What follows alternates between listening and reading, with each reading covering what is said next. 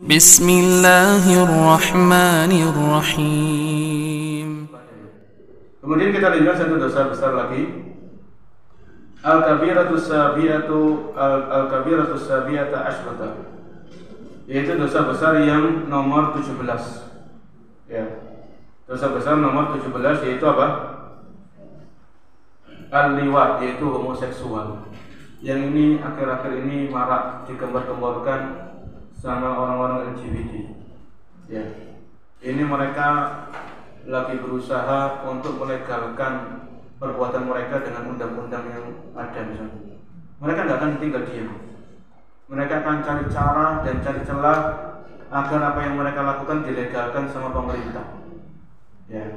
Maka kita harus terus sampaikan bahwasanya homoseksual, lesbian ini adalah dosa-dosa besar yang diharamkan di dalam Islam.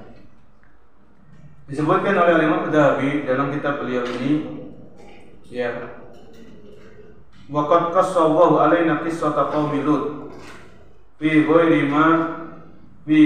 ma mawdi'in min kitabil aziz wa annahu ahlakahum bi fi'lihim al-khabith.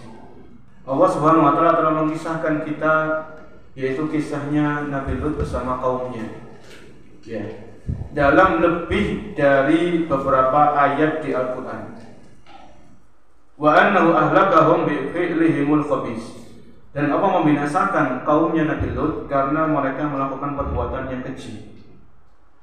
Ya, di sini tadi Imam Adz-Dzahabi mengatakan qad qassawahu alaina qissata qaumi Lut fi ghairi ma mawdi'in min kitabil aziz. Allah sebutkan kisahnya Nabi Lut ini di berbagai macam surat. Bisa dicatat di surat Al-A'raf ayat 80 sampai 84. Nanti kalau pulang dari sini, kalau memang masih ada waktu dilihat Al-A'raf 80 sampai 84. Kemudian surat Hud ayat 69 sampai 83. Surat Hud 69 sampai 83. Kemudian surat Al-Hijr ayat 51 sampai 77. Ya, Al-Hijr 51 sampai 77. Kemudian Asy-Syu'ara 160 sampai 175. 160 sampai 75 Asy-Syu'ara.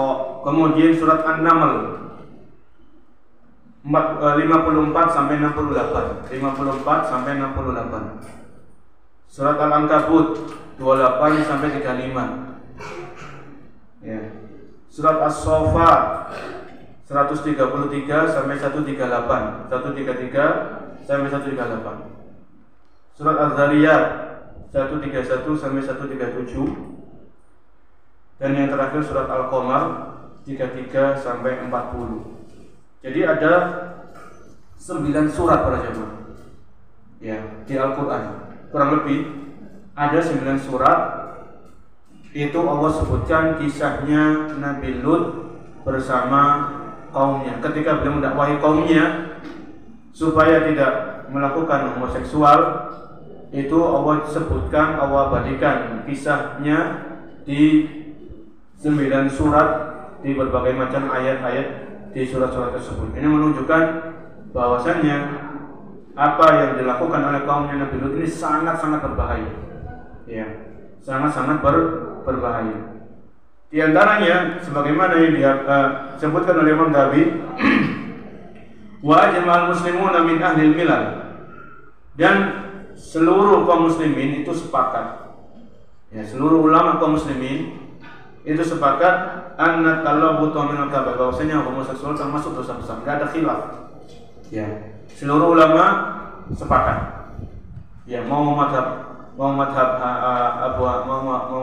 Hanafi, mau madhab Maliki, mau madhab Syafi'i, mau madhab Hambali, itu semuanya sepakat bahwasanya homoseksual ini adalah dosa besar. Di sini Imam Adz-Dzahabi menyebutkan firman Allah Subhanahu wa taala di surat Asy-Syu'ara 165 ya sampai 166. Ayat yang berbunyi atatuna dzukrana minal alamin. Apakah kalian mendatangi laki-laki ya, dari penduduk dunia ini. Wa tadaruna ma khalaqa lakum rabbukum min azwajikum. Kemudian kalian meninggalkan apa yang Allah ciptakan kepada kalian dari para wanita-wanita, dari istri-istri kalian. Bal antum qaumun adun. Akan tapi kalian adalah sebuah kaum yang telah melampaui batas. Ya. Sebuah kaum yang telah melampaui batas. Ya. Jadi waktu itu Nabi Lut ini diajak sama Nabi Ibrahim menuju ke Palestina. Menuju ke Palestina. Sampai di sebuah kota namanya kota Sodom. Kota apa? Kota Sodom. Itu Nabi Ibrahim meminta kepada Nabi Lut untuk berdakwah di situ. Ya. Meminta kepada Nabi Lut untuk berdakwah di tempat tersebut.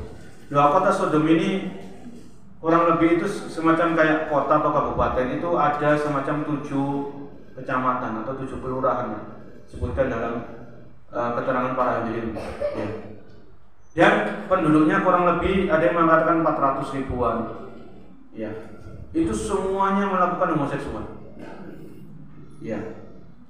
Oleh karena itu ketika itu panjang ceritanya Nabi Lut ini. Jadi semua penduduk kota Sodom itu semuanya melakukan dosa ini, liwat ini. Ya. Jadi selain mereka melakukan kesyirikan, yang itu juga didakwai sama Nabi Lut, mendakwai supaya mereka bertauhid. Karena dakwanya para nabi dan rasul itu satu, yaitu dakwah tauhid. Kemudian kalau ada penyimpangan lain selain syirik, itu disampaikan. Ya. Kalau kaum Sodom ini mereka penyimpangannya adalah dalam masalah liwat. Ya. Dalam masalah liwat. Itu sudah disampaikan sama Nabi Lut. Ya, disampaikan sama Nabi Lut. Sampai ketika itu beliau sudah berdakwah menyampaikan, ya. Itu mereka kaumnya Nabi Lut itu mengejek, innahum unasun yatatahharun. Jangan kau dengarkan Nabi Lut ini. Orangnya jangan mendengarkan. Mereka itu orang-orang sok suci, bayangkan. Ini kaumnya Nabi Lut memberikan menjuluki Nabi Lut itu orang-orang yang sok suci. Innahum unasun yatatahharun. Ya. Karena mereka sudah rusaknya masyarakat waktu itu. Ya, jadi kalau ada orang yang memberikan arahan, memberikan nasihat itu dianggap sok suci. Ya, dianggap sok suci. Dan disebutkan bahwasanya Nabi Lut itu bukan orang situ, memang bukan orang Sodom. Beliau dari orang luar. Jadi ketika beliau diancam itu nggak ada keluarga yang bisa melindungi beliau. Berbeda dengan beberapa nabi yang lain, misalnya Nabi Muhammad SAW. Ketika beliau berdakwah di Makkah, itu kan masih ada Bani Hashim yang melindungi beliau, yang melindungi Nabi SAW, seperti Abu Thalib. Orang-orang kafir nggak berani apa-apa, nggak melakukan gangguan fisik kepada Nabi ketika Abu Thalib itu masih hidup. Ya. Ketika Abu Thalib masih hidup, orang-orang kafir nggak berani melakukan gangguan fisik kepada Nabi SAW. Bahwa Nabi Lut ini nggak ada keluarga beliau. Di kota Sodom nggak ada keluarga. Ya, nggak ada ayah, nggak ada ibu, nggak ada paman, nggak ada kakek. Yang ada cuma istri dan 2 putrinya. Ya, 2 putrinya. Singkat cerita, ketika Nabi Lut ini didatangi oleh malaikat. Malaikat itu yang menyamar sebagai seorang yang ganteng, yang tampan, ya. Kemudian malaikat ini bertamu ke rumahnya siapa? Nabi Lut alaihissalam. Wah, Nabi Lut itu sudah khawatir kalau awalnya Nabi Lut belum tahu kalau mereka ini malaikat. Ya, 3 orang ini malaikat belum tahu awalnya. Tapi sudah khawatir karena sudah kaumnya itu sudah kayak begitu rusaknya. Jadi kalau ada laki-laki yang datang tampan itu, Nabi Lut ini khawatir. Nanti mereka ini akan dijadikan objek sama kaumnya, sama orang-orang di sana. Ya. Akhirnya ketika tamu itu datang, suruh masuk, dan alhamdulillah nggak ada orang yang tahu. Nggak ada orang yang tahu. Masyarakat di situ nggak ada yang tahu. Cuman yang bermasalah di sini istrinya Nabi Lut pada sini. Istrinya Nabi Lut ini berkhianat. Ya, istrinya Nabi Lut berkhianat. Ya, akhirnya istrinya ini keluar rumah memberikan tahu kepada masyarakat bahwasanya di rumahnya Nabi Lut ada orang 3 laki-laki, orang tampan. Langsung orang masyarakat itu bergerak gitu, berkerumun gitu. Wah, ini kan disebutkan dalam Al-Quran memang istrinya Nabi Lut kan beliau termasuk orang-orang yang terkena azab. Ya. Karena perilakunya sendiri, innahu musibuha ma asabahu. Sesungguhnya akan menimpa orang ini akan tertimpa sebagaimana tertimpanya kaumnya Nabi Lut yang lain. Ya. Akhirnya mereka datang ke Nabi Lut untuk karena mereka mendengar kabar tadi ada orang-orang yang ganteng datang ke rumahnya Nabi Lut. Ya, mereka akan melakukan apa yang mereka lakukan. Sampai waktu itu sudah berkelumpur masyarakat di rumahnya Nabi Lut. Itu Nabi Lut sampai menyampaikan dakwah. Ya. Kenapa kalian kok masih seperti ini? Itu loh banyak. Ini anak-anak putri-putri nikahilah mereka. Ya, banyak wanita-wanita di sana. Ya. Jadi tetap kaumnya ini ngeyel, keras kepala, ya, untuk menunaikan apa yang ingin mereka lakukan. Ya, mereka lakukan. Akhirnya di situ diketahuilah bahwasanya 3 orang adalah malaikat. Akhirnya 3 malaikat itu berpesan kepada Nabi Lut supaya Nabi Lut meninggalkan tempat itu. Ya, sebelum datangnya waktu subuh. Beliau bersama putri-putrinya dan orang yang beriman bersama beliau. Itu malaikatnya berpesan karena memang orang-orang ini sudah akan diazab sama Allah Subhanahu wa taala. Ya, ditumplekno kemudian dihujani batu. Ya. Jadi malaikat tadi berpesan supaya Nabi Lut meninggalkan kota tersebut segera. Ya, di waktu malam itu jadi mulai mungkin masuk waktu Isya itu sudah berkemas-kemas menjauhkan dari tempat yang akan diturunkan azab di situ. Menjauhkan dia. Dan jangan menoleh ke belakang. Sudah, jalan terus saja. Jangan menoleh ke belakang. Ini pesan dari malaikat tersebut ya, kepada Nabi Lut dan putrinya dan orang-orang yang beriman bersama beliau. Sampai dari situ akhirnya Allah SWT menurunkan azab kepada kaum Sodom. Ya, dibalikkan kemudian dihujani dengan hujan batu. Ya, akhirnya semuanya binasa dari orang-orang yang melakukan homoseksual tersebut. Jadi ayat-ayat yang disebutkan tadi para jemaah itu untuk mengingatkan kita, ya, mengingatkan kita dan seluruh kaum muslimin, seluruh kaum muslimah, orang-orang beriman bahwasanya bahaya homoseksual ini luar biasa. Jangan sampai terjadi seperti apa yang dilakukan oleh kaum Sodom. Allah menurunkan azab. Ya, Allah menurunkan azab. Karena apa sih? Apalagi sekarang ini banyak orang-orang yang liberal. Ya. Orang-orang liberal itu mereka mencari celah, mencari cara untuk melegalkan yang namanya LGBT. Ya. Melegalkan LGBT. Bahkan ada seorang profesor perempuan. Ya. Dia orang yang dianggap paling berani. Ya, orang yang dianggap paling berani untuk mengumumkan, ya, untuk melariskan LGBT ini kepada masyarakat. Ya. Dia mentafsirkan ayat-ayat tadi di Al-Quran tentang kisahnya Nabi Lut. Jadi yang diazab itu bukan karena homoseksualnya, karena pemaksaannya. Jadi kalau nggak dipaksa itu nggak masalah. Ini bahaya ini para jemaah. Itu sampai seperti itu, ada orang liberal kayak gitu. Ya, merusak Islam dari dalam. Ya, dicari-cari ayat-ayat, cari di akal, ditafsirkan dengan akalnya mereka sendiri dan lain sebagainya. Ini sangat berbahaya. Kita lanjutkan apa yang disampaikan oleh Al-Imam Ad-Dahabi rahimahullah ta'ala. Wa qala Nabi sallallahu alaihi wasallam. Nabi sallallahu alaihi wasallam bersabda, "Uqtulul fa'ila wal maf'ula bihi." Ya. Jadi hukuman orang pelaku homoseksual ini apa? Nabi mengatakan, "Uqtulul fa'ila wal maf'ul." Bunuhlah orang yang melakukan perbuatan tersebut dan objeknya. Jadi hukumannya dibunuh. Ini sepakat para ulama. Ya. Hukumannya itu dibunuh, harus dibunuh. Dan ini yang melakukan adalah pemerintah. Sekali lagi ini adalah kewajiban dari pemerintah, bukan individu-individu, bukan ormas-ormas, bukan person-person, tapi pemerintah kaum muslimin. Sekali lagi ini mengingatkan kita pembahasan yang sebelum-sebelumnya, kewajiban pemerintah itu besar. Ya, kewajiban seorang waliul amr, ulil amr itu besar karena dia harus menegakkan hukuman-hukuman seperti ini tadi. Kalau hukuman ini tidak ditegakkan, ini akan terus merebak di masyarakat. Ya. Jadi orang itu akan mikir, nanti kalau saya melakukan dan saya terbukti ada saksi, saya akan dibunuh. Orang itu akan takut, mikir nggak taruh-taruh. Ya. Tapi kalau hukuman ini belum ditegakkan, ya akan terus menjadi bola salju yang akan merusak tatanan masyarakat nantinya, masyarakat muslim.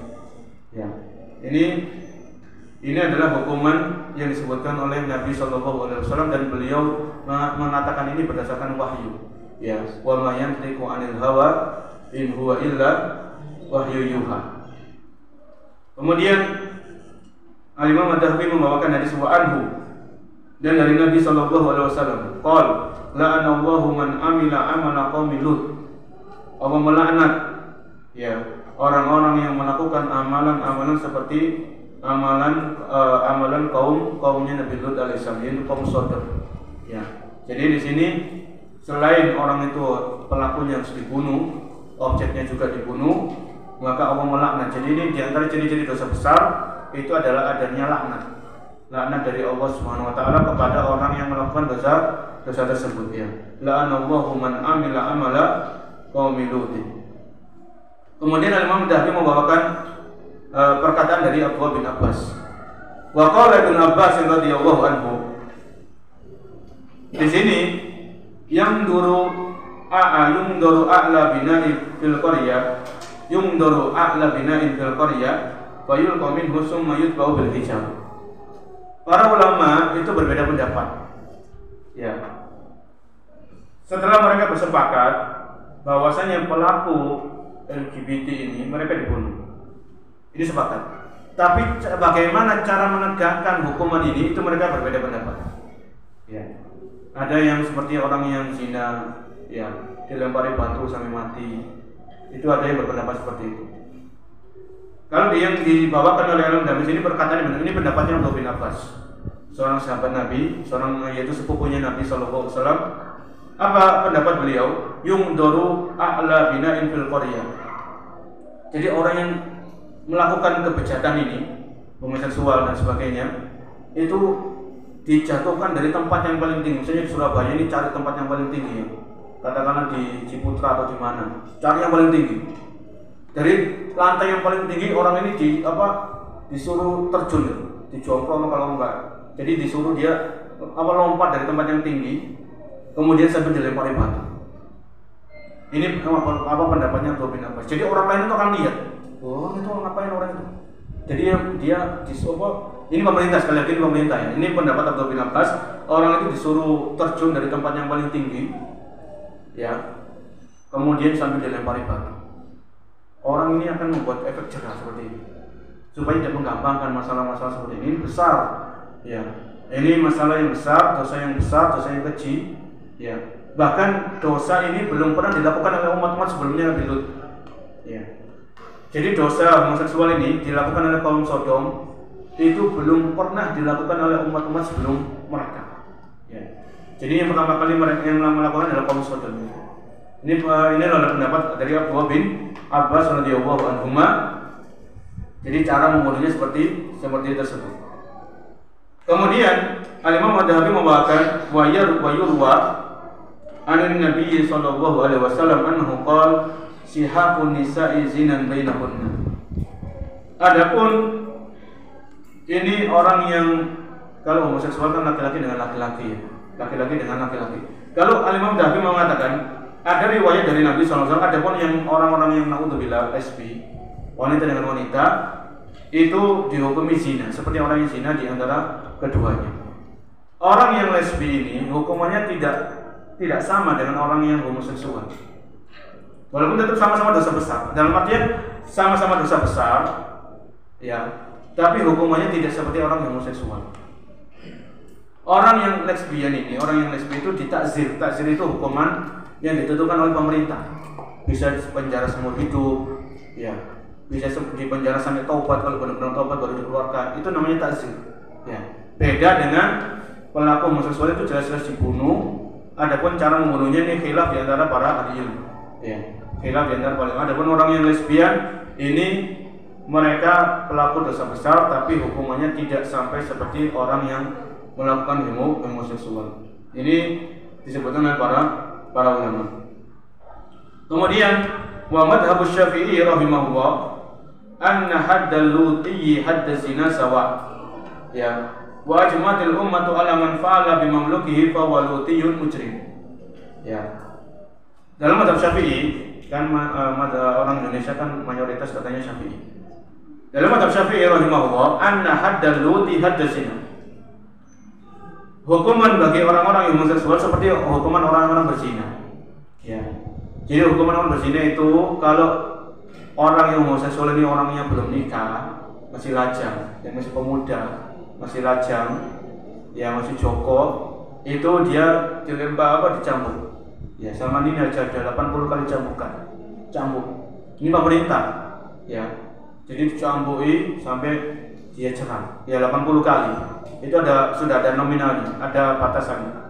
Adapun kalau orang yang melakukan homoseksual ini adalah orang yang sudah menikah, dia sudah punya istri, bahkan punya anak, itu dirajam, dilempari batu sampai orang ini mati, sampai meninggal dunia.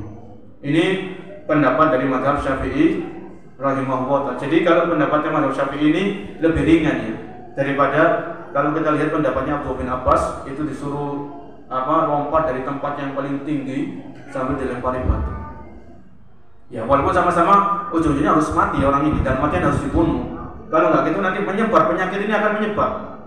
Ya, homoseksual ini kan semakin penyakit yang itu bisa menyebar kepada pihak lain.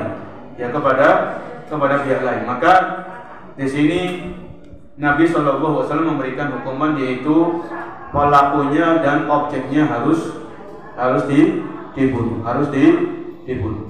Kemudian orang-orang yang masa lalunya, ya misalnya katakanlah ada orang di masa lalunya itu pernah melakukan dosa ini, homoseksual. Kemudian dia karena di negeri kita kan belum ada hukuman seperti ini harus dibunuh, maka orang ini dia taubat.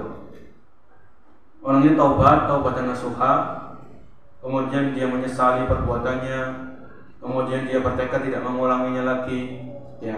Dia berbanyak istighfar, mohon ampun kepada Allah Subhanahu wa taala, dan orang ini harus menghapus segala macam memori yang berkaitan dengan perbuatannya tersebut. Karena saya mendengarkan ceramah itu ada pada jemaah, jadi ada seorang suami istri sudah nikah, sudah mungkin lebih dari 10 tahun, punya anak 3, ya. Kemudian si suami ini ternyata dia masa lalunya si suami ini dia pernah melakukan homoseksual, ya. Kemudian ternyata dia sudah lama meninggalkan itu, ya dia tutup semuanya, tapi ternyata masih ada memori-memori yang lama, teman-teman yang dulu itu ternyata mungkin ketemuan di medsos, kemudian mungkin akhirnya terpengaruh lagi, akhirnya jatuh dalam perbuatan itu lagi. Sampai istrinya itu tahu dan istrinya minta cerai. Ya. Jadi kalau orang itu sudah taubat, kan kita pernah mendengarkan kisah 99 orang itu ya, yang membunuh orang yang membunuh 99 nyawa, pernah gitu? Ya. Itu kan orang itu kalau taubat itu kan kalau bisa dia pindah tempat hijrah gitu. Sebagaimana orang itu kan kamu harus meninggalkan kampung itu kampung busuk gitu, kampung jelek gitu. Kalau kamu di situ bahasa kita, kamu akan terus membunuh gitu. Akhirnya orang ini kan orang yang membunuh 99 nyawa, genap 100 ya, karena dia minta fatwa kepada orang ahli ibadah dan nggak punya ilmu. Oh kamu nggak ada taubat, terus kamu terlalu besar. Akhirnya dibunuh sekali 100 nyawa. Akhirnya orang ini ketemu sama orang yang berilmu. Kamu masih ada taubat, tapi kamu harus pindah tempat hijrah, ya, supaya kamu kambuh lagi penyakitnya membunuh orang. Ya begitu pula orang yang taubat itu dari dosa, tutup semua akses ke sana itu tutup. Mulai dari foto, video, kontak-kontak orang-orang yang dulu mengajak kita maksiat itu hapus semuanya. Ya, namanya hidayah itu kan mahal kan jemaah. Hidayah itu mahal. Ya, hidayah itu kita harus perjuangkan. Harus kita perjuangkan mati-matian apapun yang terjadi. Namanya hidayah ini mahal. Jangan kita coba-coba ingat-ingat memori, kemudian kita hubungi lagi orang-orang dulu, kemudian kita buka foto-foto. Jangan. Ya, namanya syaitan itu nggak akan tinggal diam kok. Syaitan itu tahu celah kelemahan kita itu tahu.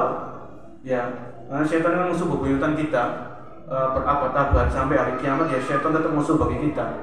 Ya, maka dia tidak akan tinggal diam.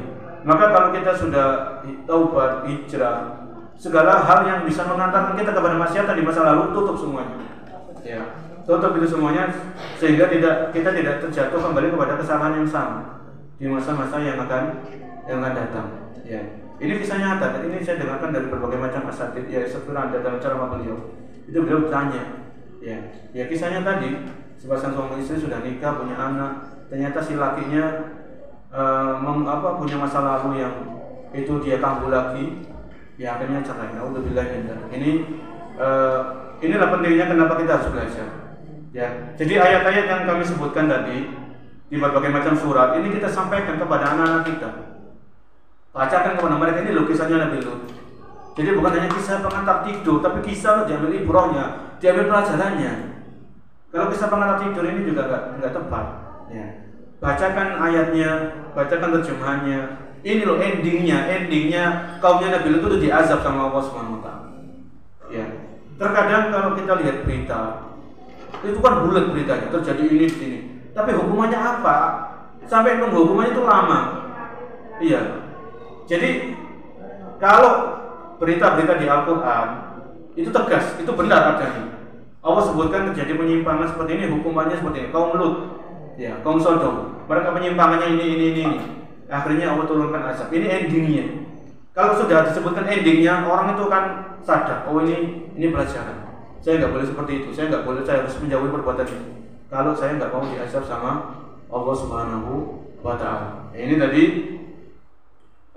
berkaitan dengan dosa yang lagi digembar-gemborkan juga sama musuh-musuh Islam, ya, yaitu orang-orang liberal dan sebagainya untuk menghalalkan dan melegalkan yang namanya LGBT.